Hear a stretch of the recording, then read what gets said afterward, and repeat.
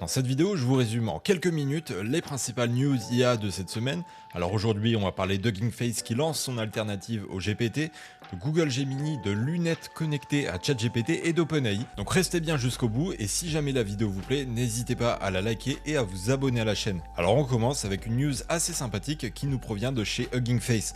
Alors Hugging Face, pour ceux qui ne connaissent pas, c'est un site qui permet d'héberger des modèles, des datasets et qui permet aussi de faire tourner des démos de modèles très facilement. Ils font aussi beaucoup de contenu de vulgarisation autour de l'IA, que ce soit sur leur blog ou sur leur documentation. Bref, c'est peut-être le site numéro 1 à connaître quand on s'intéresse à l'IA. Et là, cette semaine, les cracks de chez Hugging Face ont sorti une alternative gratuite au GPT de ChatGPT. Ça s'appelle Hugging Face Assistant et ça permet de créer des assistants personnalisés qui seront basés non pas sur du GPT-3 ou du GPT-4, mais sur des modèles open source, notamment du Mistral 8x7b ou du Llama 2. Alors pour le moment, c'est encore une version assez basique de l'outil, il en est encore à ses débuts, il n'y a pas de RAG comme sur ChatGPT, c'est-à-dire qu'on ne peut pas lui donner de PDF en base de connaissances pour qu'il aille rechercher de l'info dedans. Mais évidemment, c'est amené à évoluer dans les prochains mois. Il y a aussi toute une section communautaire dans laquelle vous allez pouvoir voir les assistants qui sont créés par la communauté. En fait, par défaut, tous les assistants sont publics. Et ce qui est sympa, c'est qu'à chaque fois, vous avez le pré-prompt de l'assistant.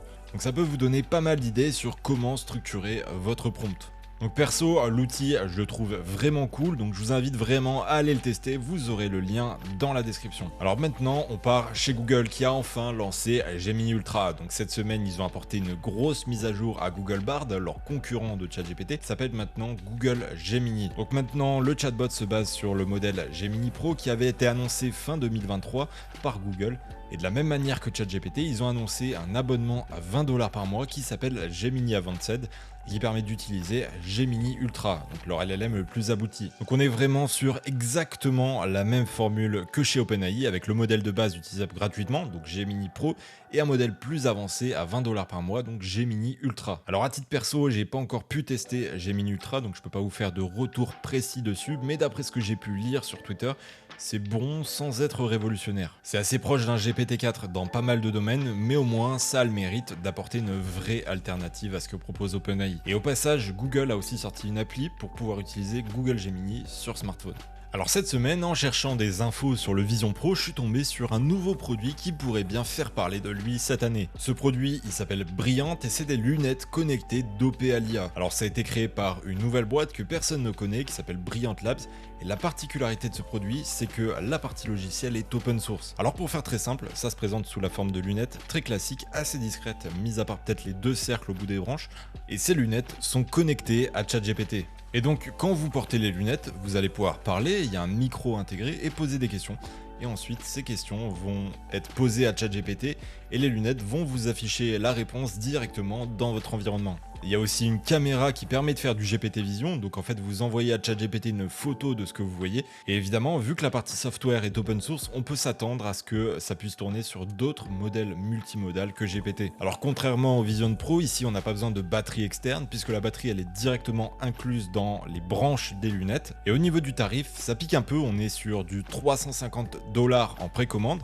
Alors à titre perso, je trouve le produit assez sympa mais beaucoup trop cher pour ce que c'est. Donc j'attends vraiment de voir ce que le côté open source va donner. Peut-être qu'on aura des devs qui vont sortir des applications folles sur le produit. Mais en l'état, si c'est juste pour pouvoir poser des questions à ChatGPT, je trouve que ça vaut pas le coup.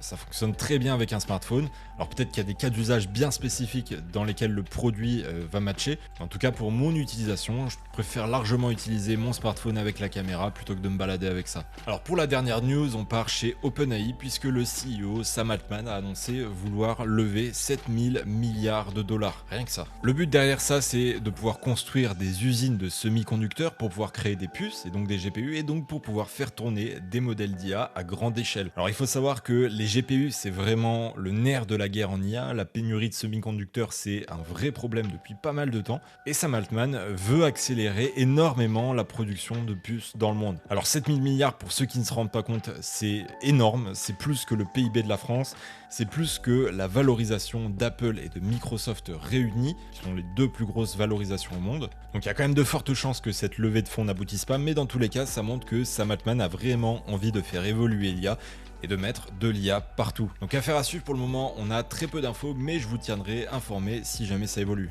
Donc voilà, c'est tout pour moi. Si jamais vous avez la moindre question, n'hésitez pas à la poser juste en dessous dans les commentaires. N'hésitez pas à liker la vidéo et à vous abonner. Et moi je vous dis à la prochaine, ciao ciao.